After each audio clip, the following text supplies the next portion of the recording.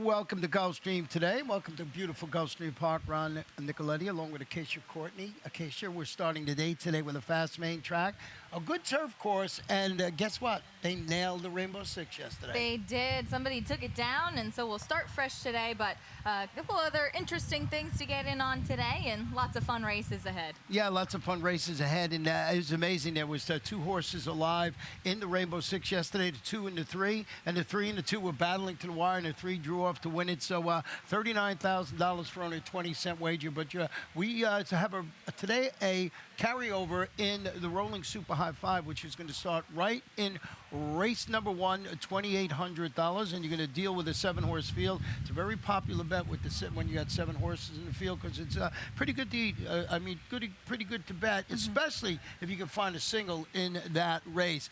They, as we mentioned, hit the Rainbow Six. They hit the Rainbow Six, but you do have the early pick 5. That's a 50-cent wager. That starts right in race number 1. I have a ticket for that. You do have a ticket for that in the Rainbow Six today. We'll start in race number 5. We got a 10-race card on Friday. I'm thinking it's Saturday already. Don't get too ahead of yourself. Yeah, and we got a late pick 5. Acacia also has a ticket for that. And I'm going to show you my Rainbow Six. We're starting a new today. Fast main track, firm turf course, Rolling Super High Five carryover in race number 1. And let's go right to this first race. It's 5 furlongs on that good turf course. Claim is 3 and up, $10,000. I know you had some interest in I went with the 1 and 4, and I know you had some interest. Want to go back and show their performance last time out? Well, I did. I had the 1 and 4 on top. I actually had the 4 Super See Me to win, but I want to go and show their most recent race. This is from August 11th, and this is a really interesting race because there were 7 horses in this field. 6 of them are in here today, so you're only missing 1.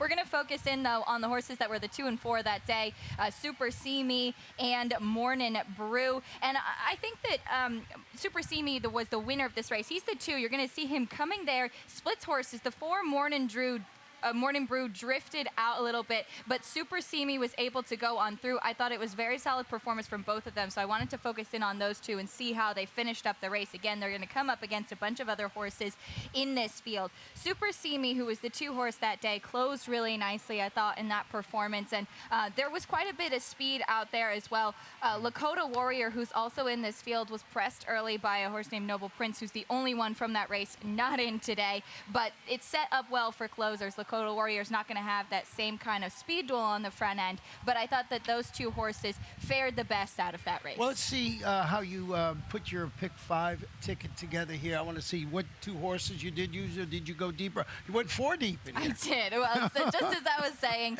these horses take turns beating each other quite a bit, so I went 4 deep in this first race. I talked about the 1 and the 4. I also added the 3 Lakota Warrior, who's the speed, and the 5 Can't Stop the Kid, also coming out of that race. My single came in race number 2 with Little Katen, who looks to be the main speed for me today. I think if she can just get away from the rest of the field and not be caught, then that's where she's going to be able to win it, and trying to keep it affordable. I went with the single there, then 3 deep in the next, and 2 in the last for $36. Well, I got to chuckle a little bit because in race number 2 did not use the 2 at all. I was waiting for that. Everything's back to normal. Number 1, Morning Brew, as you mentioned, going to go from the rail today. You saw that, broke that mid-pack, made that 4-mile move to get the lead.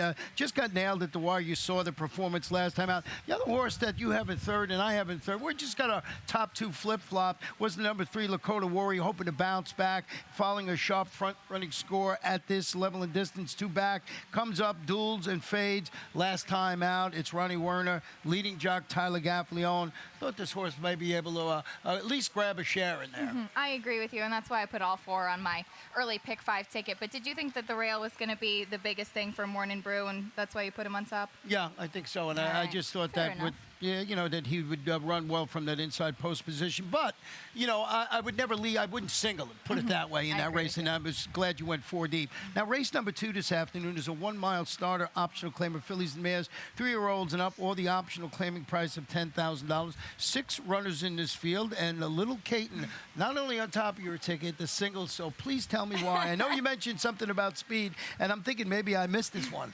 Well, it's interesting because this is a 6-horse field. We did our top 4 in my single. You didn't even put on it all. This horse ran on the turf in her last 2 starts. She's moving back over to the dirt. Since being claimed and moving over into the barn of Carrie Zavash, she's had the 2 wins, then those 2 lackluster turf starts. She's going back over to the dirt, where were the scene of her last 2 victories. I'm thinking with the return there to the dirt, the jockey changed once again to Luca Panici, and she looks to be the only speed in this race. I think she gets loose on the front end and nobody can catch her. Well, I thought that Venom Girl was going to give her a tussle in there, stretching out to a 1-turn mile after dueling through solid fraction, coming with a neck of defeating 6,250, going 7/8. I thought she might be speed in here along with the number 2, and I thought they would cancel each other out, at least in my estimation. That's why I went with the horse you have in second on top of my ticket, and that's Amaluna, who's dropping to the $10,000 level, rallied to finish third. It was a 16 optional claimer at a mile. The trainer was Orbe Mirage, Corrado Corrales. This is a 4-time winner at the distance. So, I mean, a logical choice on there. Going back, I was just looking while you were talking about the 2, Little Caton, and I can understand it's a pretty good angle there that I wouldn't be surprised if she did get the lone lead in there. I just thought that maybe Venom Girl would be able to, challenge her early and set it up for Amaluna. We both used the number 4, Kicking In. But Kicking In is one who's going to be coming from off the pace, and I agree with you. And so often when it's a situation like that, it becomes the jockey's race, and you have a smart jockey like Luca Panici, who's been riding in great form, had multiple wins on the card yesterday. He's on the 2, Little Kate, and so that was a big plus for me there. I thought Kicking In would be one to come from off the pace, and then added the 1, Rora Ima, to sit just behind. Well, let's go to race number 3 this afternoon. It's 1 mile on the turf. As we mentioned at the top of the show, the turf course is listed as good to start the day, but it's a beautiful day here in South Florida. Breezy conditions. It's a crosswind. I don't think it'll affect the way the race is run, but it certainly has a chance to dry out both the, certainly the turf course, the main track already listed as fast. And you went in here with the number 6, Lady Nora, on top of your ticket. One of the horses I did use but did not have it on top. Well, I want to go back and show Lady Nora's last start. That was the 2nd victory in a row. This is from August 26th, going a mile. And I'm going to show the break, and you see how immediately she comes from the rail and she gets right out to the front. Immediately, her jockey, Carlos Hernandez, puts her on the front end, and I think that that's exactly what she needed to be. And she's able to maintain that speed. We're going to cut in a moment to the stretch and see if she's able to hold on to that speed, which she is. She's open lengths in front. The number 4 that day, Love Years, came running behind her. She's waiting and waiting for the wire. Hernandez goes to the whip, and she's able to maintain that speed. I think that she got a little tired. Is she going to be able to back up that performance? I put her on top. The question mark is if she's going to be able to maintain that speed once again,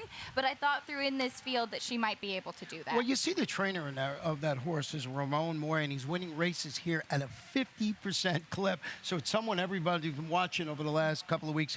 10 starts here with 5 wins in a third. So the barn has been going good. Apprentice Carlos Hernandez is starting to win races in bunches. So a logical choice in there. But I did go with the number 2 horse in here, Fearless Princess. I'll tell you why. A winner of 2 of her last 3 races, and the only defeat coming 2 starts back at the hands of red hot repeat winner. That was Defying Gravity. Going to stretch out after defeating this familiar competition, going 7.5 furlongs in the last. I just thought she was keeping good company, and nobody recently has been able to beat Defying Gravity. Yeah, absolutely. And Fearless Princess, certainly a logical one to have up there in the top. The number 7, Susie's Pride of Paris, is also coming off a victory. She's from the barn of Jenna Antonucci. Won last time out by more than 2 lengths. Edgar Zayas is going to stay aboard. Had a few in-the-money finishes prior to that. Well, if you like Fearless Princess, like I do on top, I think you got to have the 4, Puppery, who's hoping to turn the tables on that horse today at a mile after rallying to finish second to her as the favorite. That was going 7.5 furlongs last time out.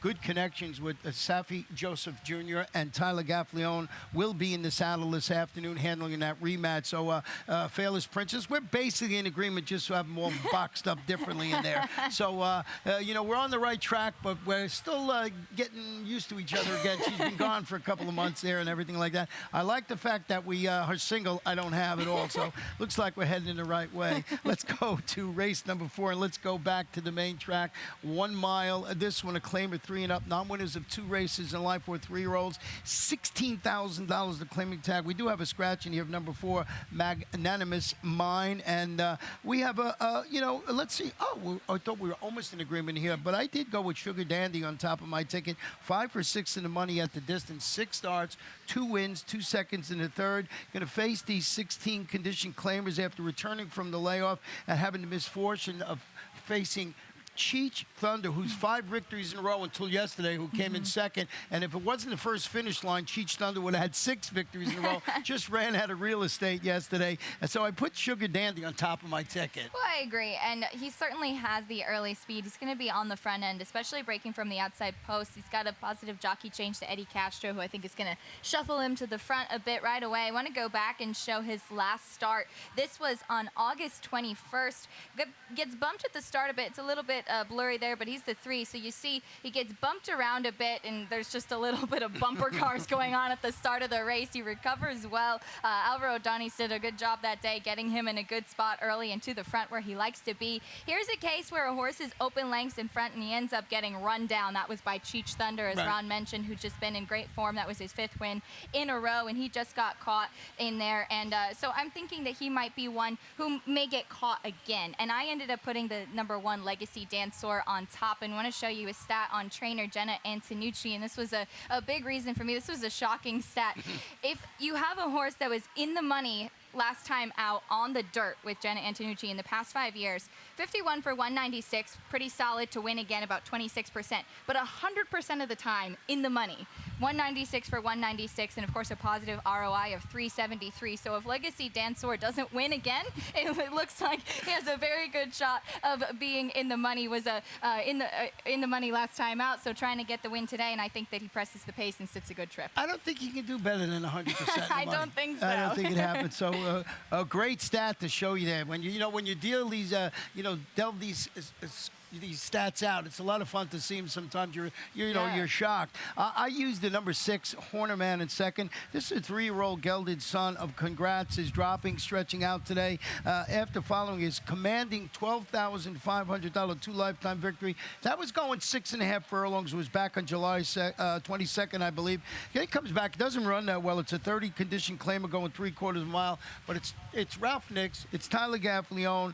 The added distance today, I think, is going to help this horse. I don't know what he is on the morning line. I think he's 5 to 1. I think he can run well in there, and you have him somewhere on your ticket in there. Legacy Dancer, certainly the stats back up your selection, and the video that you showed, the 7, backs up mine selection in Sugar Dandy. And now the number 3 horse, Dunkirk's Boy, someone you have in the 3rd spot. I threw Dunkirk's Boy on. I think that he'll keep Sugar Dandy some company on the front end. I thought that the 4 Magnanimous Mine would be up there as well. He scratched out, so I think that the 3 and the 7 will be able to hold on for the minors. Well, that's how we see the first 4 races on the card. We're going to take a short break, and when we come back, we'll show you my Rainbow 6 ticket. And as we mentioned, they hit it yesterday for $39,000, and you can do that for 20 cents. So we'll be right back.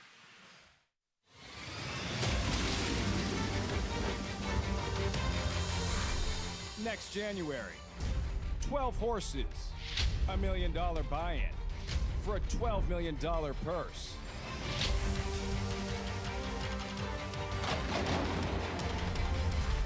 It is the world's richest race.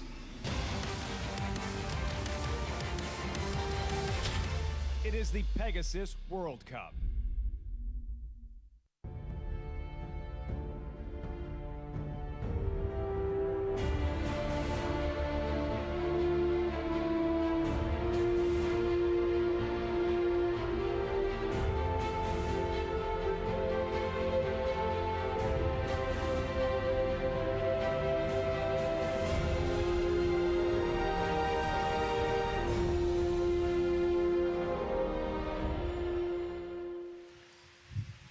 Welcome back to Gulfstream today. Ron and Acacia, and we're going to take a look at our 5th race this afternoon. And this is where the Rainbow 6 is going to start with a 10-race card. And it's a 5-furlong turf event. Maiden claim is 3 and up, $12,500. Scratch the number 7, Midnight Nick. And if you're just joining us right now, I want to remind you that the main track is fast. Turf course is good, but a breezy, sunny day here in South Florida. So pay attention to those track conditions throughout the afternoon. I think they'll change if the weather stays like like this. Now, let's show you my Rainbow Six ticket here, and it's $43.20.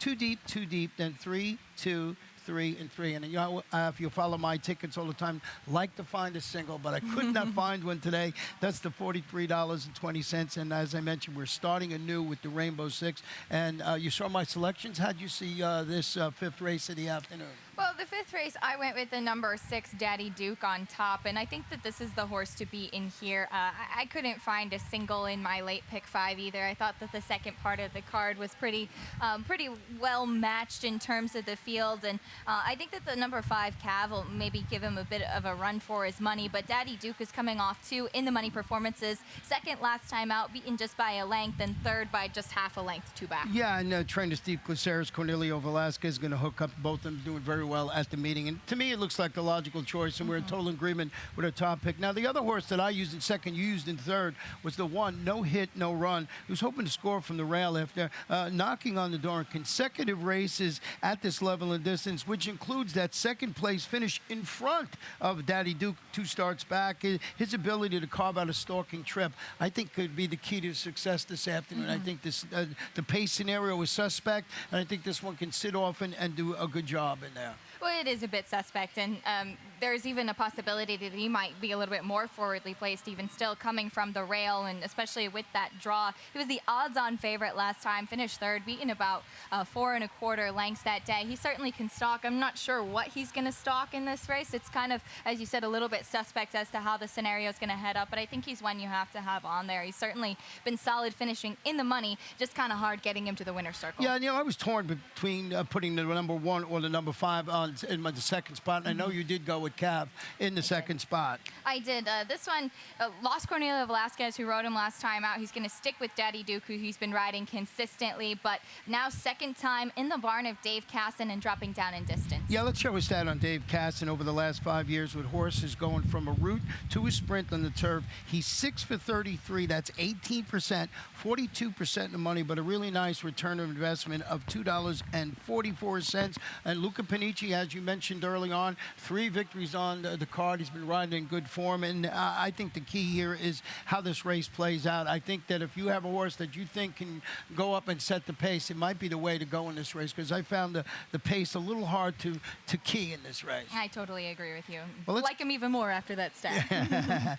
Let's go to race number 6 this afternoon, and this one is 5.5 furlongs. Maiden claim is 2-year-olds, $12,500. 7 runners in the field. This kicks off our final pick 5 of the afternoon, and let's take a look at Acacia's ticket. Well, as I mentioned earlier, wasn't able to find a single in the late pick 5. I went too deep here in the first leg. I think that the one, Boot and Loot, should finally win today, but he hasn't been able to in 6 starts yet, so I threw on the number 3, Fox Mill, as well. Too deep. I almost singled in race 7 with the number, with While Ye May, the number 5 in that race, but again decided to go too deep, and then 3, 2, and 3 for $36. While we were in agreement with that, I almost singled While Ye May in my ticket too, because that's the horse I thought that had the best shot in this, either the Rainbow Six or the late pick 5 sequence. And Boot and Loot, as you mentioned, is dropping to this 12.5 level, turning back to 5.5. He stalked the pace. He finished 4th. It was a 16 maiden race, contested at 6 furlongs. It was on the wet track, listed as good. The trainer is Mike Maker, Edgar Zayas, inside post this afternoon. Today has got to be the day at the 12.5 level, you would think. I would think so. He's the most experienced by far in this field. As I mentioned, 6 starts so far, and I talked about this a little bit yesterday. When you're a little bit later in the year, and with these 2-year-olds, I like to see horses that have a bit more experience. This horse has just been in the money a couple times, been right up there, been further back, all over the place, and today's got to be the day. It's kind of one of those now or never things, I think. Well, maybe the 3, Fox Mill, is the right way to go. This one is plunging to the 12.5 level on the main track after chasing the pace and fading. Got beat double-digit lengths. That was a $35,000 career debut, going 5 furlongs on the turf. Wesley Ward, he's pretty good with the turf to dirt angle. He's up there like 33%. So if you follow the statistics here, going to have apprentice Ryan Gazziter in the saddle this afternoon. And don't remember him riding Ryan that much in the past. I got to look that up. And, you know, a horse on the drop, it's Wesley Ward. I think you did the right thing by adding this horse to your ticket. I agree. And, you know, I don't have any statistics for him with Ryan Gazziter, so it might actually be the first time that they team up together. A pretty disappointing race on the turf first time out, so he's going to try the dirt here. And it's just respect for the connections, as you mentioned, how Wesley does with 2-year-olds, and a good reason to have him right behind Boot and Loop. I used the 2 in third, and that's Hail to Victory. Drops to the bottom today, turns back after breaking from a tough post last time out. Post 12, he tracked the pace. He finished an even 6th in that race. $16,000 maiden race going 3/4 of a mile. So going from the outside to an inside post this afternoon, facing no world beaters in the spot. I thought maybe this one can grab a share. I know he used it on the ticket along with the number 4 in here. Number 4, Guerrero, is a first-time starter for Bernardo Lopez. Carlos Olivero aboard. A pretty lackluster work last time out, but 2 back on the work tab. Had a very solid 4 furlong work, looking like he's ready for debut. So as we mentioned, this 6th race is where we start our late pick 5 in the afternoon with a 10-race card. And you saw Acacia's Ticket. Now, the horse that we both had some designs on singly in here is going to be in this race. But let's give you the conditions first. 5 furlongs, allowance optional claimer, 3-year-olds and up, or the optional claiming price of $35,000. And we were talking about the horse was the 5. He needs While You May. Gets the call after returning from a 6-month layoff. And I want to show you this performance. Boy, did he come running late. It was a 25 optional claimer. And you're going to see him. While You May is the 7 horse in this race. And they are going to come. And this one he was even further back early on in this race. And he's the 7 horse on the outside and comes running late. And what I liked about this performance, if you listen to our track announcer, Pete Aiello, at the time, he's calling that the 7's probably going to win this race. And I agreed with him, but he come up short. It was a 4-horse blanket finish, and he gets beat neck in that race for everything in there. There was actually a dead heat for second in that race. Dane Kabisky, Roberto Alvarado Jr., and I just thought that was the first off of the bench and should move forward this afternoon. Had to take the overland route. So lots of things to like about the number 5, While You May. And we'll give you a stat on trainer Dane Kabisky with horses second off the layoff. So as Ron mentioned, he might have just needed that one. He's 40 for 170, about 24% win, 48% of the time in the money, $1.50 ROI. Because you imagine maybe second off the bench, a little bit more bet, but pretty solid percentages up there. They paid $100,000 for this house. It's a 3-year-old for this horse, for this house. I guess you could do that too. For this horse, a 3-year-old gelding by Pioneer of the Nile. And we agree. I think this is the one to beat. So we made this great case for this horse and everything with the stat and everything. And now why didn't we single it? I don't remember. I don't remember either. Because we were afraid, or at least I was, of the number 7 horse in here, and that's Moonwalker, making the 3rd start of his current form cycle after dueling for lead and finishing second in front of a pair of next out winners. You know me with these key races. I'm always around them. 25 optional claimer at the distance. And that was the reason. I really was, had this horse as my best bet, but I was afraid of Moonwalker. Put it in second. You went to the inside with your 2nd horse, and that is the number 1 in there. And that's one of my favorite name horses, Swag Bag. Oh, me too. This horse won last time out on a good turf, going 5 furlongs. Not the most consistent type. 2 back actually finished 5th behind Moonwalker. Moonwalker has that speed, especially coming from the outside post. I think that the number 2, Zeus Odin, who I also threw on there, might keep him a bit of company early on with the pace scenario. But I think that Swag Bag is consistent enough to be able to finish in the money. I got a horse in here I really like, and if you can get a bit of a price on this horse, I believe he's 5-1 in the morning line. I think he'll be higher than that. I'm talking about Imperial Warrior. He returned from a layoff last December. He finished second. It was a $75,000 optional claimer at this 5 furlong distance. Now he drops to the 35 level, turns back to 5 furlongs again after showing little against better, but that was going 2 turns before his latest layoff on April 9th. I think this one can be an upset special in here. He ran well off the pace. He's turning back to 5 furlongs, facing softer competition, and I think this might be key. But you got to get a little bit of a price in here, especially if you're trying to beat the logical contender in here, While You May. But number 3, Imperial Warrior, one of those horses you definitely use on your Super High 5 ticket. Yeah, there you go. Leave it to Ron Nicoletti to be giving out some price plays too. Yeah, let's go to race number 8 this afternoon. This one was a real head scratcher as far as I was concerned. And this one, 7 furlongs, an allowance optional claimer, 3-year-olds and up, or the optional claiming price of $25,000. Couple of scratches in here. The 1, if you snooze, you lose, and number 4, shoot Krebs, and I went with the number 8 in here, Tanago, but I'm not sold. I want to hear about Morgan's Harbor first. Well, I normally don't take horses on top coming off a big layoff, but Morgan's Harbor is coming off about 8 months, but his last start was in the Sunshine Millions Classic, and he finished 5th that day, pretty well beaten, but I think that this is a solid horse. He definitely has a lot of back class. Yes, he's coming off the layoff, but you've got Jose Pinchin and Cornelio Velasquez together, and we know that's a good angle. Well, yeah, let's show you this stat. This is one of those we were talking about earlier, amazing stats you don't realize till you look at it.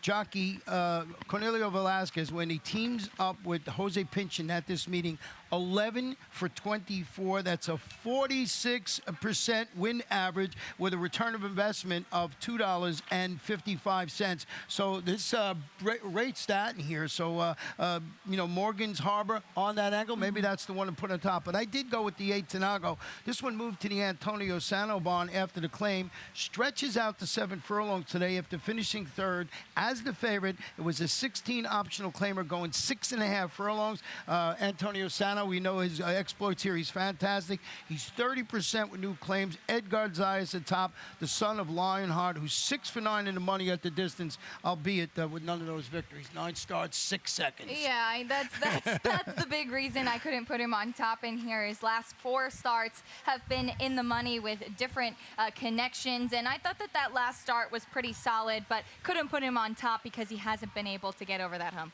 I'm going to use the number 3. Looks good in second. A well-meant second as the favorite to grade 3.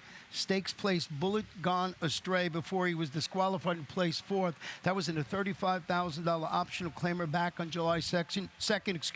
Stretches out after finishing 2nd as the public choice. 30 condition claimer last time out. This horse has been keeping company with some pretty nice horses. So if you key off Bullet Gone Astray, looks good on the line up there. I think he's a 3rd choice on the morning line. Could certainly grab a part in there. Now, you went with the number 6 horse in here, Let It Call. This one coming out of Stakes Company, now 3rd, off of about a 7-month layoff, and I thought just might be able off a little bit of the drop. Nice race number 9 this afternoon, and this one is 7.5 furlongs on the turf. It's a starter optional claimer, 3-year-olds and upward, or the optional claiming price of $35,000. Scratch the number 8 horse. That was the main track only. And I went with the number 5 Rizwan. I'm trying to wake this horse up again. But I can understand totally having Little Baltar on the stop and on the top of the ticket. And I want to go back and show you that this is horse's performance at the start last time out. And boy, he hops at the start, breaks in the air, and he's last. And you're going to see it right here. He loses 4 lengths right at the start.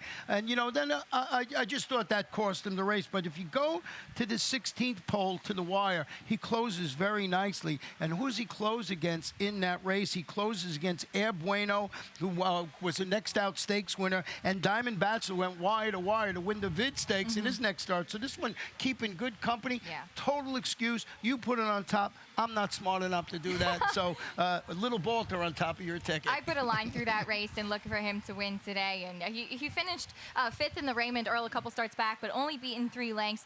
Rizwan has that back class, of course, a former stakes winner. It's been a long time since he's seen the winner's circle, though. Yeah, he's making the 3rd start back from the layoff, turning back to 7.5 furlongs after stalking the pace, weakening at the 8th pole to finish 8th behind front-running Charlie Mops.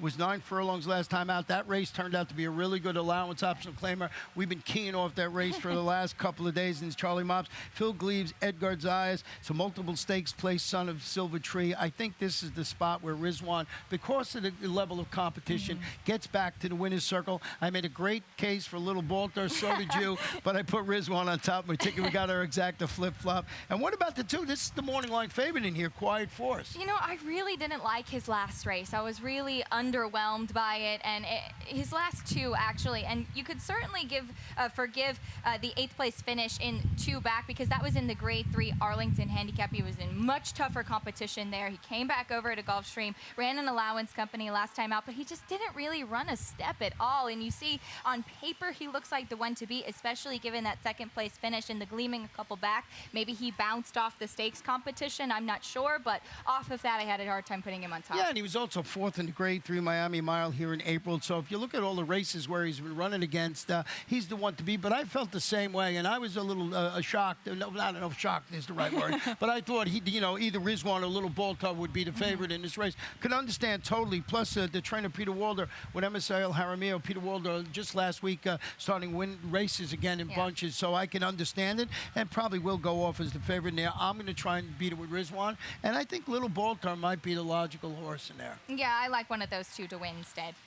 Let's go to race number 10 this afternoon. 5 furlongs on the turf course. Claimers, fillies, and mares, 3-year-olds and up. Non-winners of 2 races in life. We do have a couple of scratches in here. The one I had on top of my ticket in probably the morning line favorite, yes, it was Miss World Venezuela, and the number 4 Dolce Surprise will be declared out of our 10th race on this Friday card. And I scratched into the number 5 Idealism, who is ready to return, I believe, to the winner's circle after following her $20,000 maiden victory at the distance. Comes back, runs second to a repeat winner called Flickering at this level in distance last time out. I thought she was a logical contender in here, but to be honest, did not have it on top of my ticket. And you went with the number 10, Hiram's Mistress. Well, I agree. I had Miss World Venezuela on top as well. And Idealism finished second behind Flickering, who was a repeat winner, won by more than 5 the next time out as well. Idealism has that early speed with the scratch of the 4 Dolce Surprise, who is probably going to keep her some company. She's got a little bit of a better shot, and I was between her and Hiram's Mistress on top. But I think that Hiram's Mistress don't love the outside post, but I think that she's ready to come into good form. She finished 3rd last time out. She's not had the easiest of trips in all of her career starts, so hopefully she might get a good ride today by Tyler Gaffalione. Yeah, maybe those 2 scratches to the inside will help her out with that outside post this afternoon. The other horse I used on my ticket was the 3 Sienna Salute. Now, this is not a high percentage barn, but I thought this horse ran okay last time out. Turning back to 5 furlongs today, tracked the pace, and I thought ran a really solid second against Summer. That was going 7.5 furlongs, and if you're not aware, 7.5 furlongs here at Gulfstream Park on the turf is around 2 turns. 5 furlongs, of course, around 1. So I just thought of that performance, and I think because of the barn that doesn't show many victories over the last couple of years, you might get a price in this horse, and maybe not to win it, but certainly be on the super high 5 ticket. Absolutely, get a little bit more of a price there. 8-1 on the morning line is the 6 First Dixie, who we both used, beaten just a length last time out, and could repeat off of that kind of solid effort. Well, a fun day today with our 10 race card. We're starting today with a fast main track, good turf course. And what do you think of your tickets today, early and late pick 5? Well, let's see if I could get my single home, because that's always fun when you didn't use it. You wouldn't believe how many times we actually do that here up here, and we're not keeping a record who's better than the other one when it happens, but we'll see how that was. So good luck with all your picks. We're about to turn it over to our track announcer, and Chris, in just a couple of moments. He will update you on all the scratches and jockey changes you need, and then we'll be back here in, 15, 20 minutes? We'll be back in a little bit. Good luck today, everyone. What do I love about horse racing?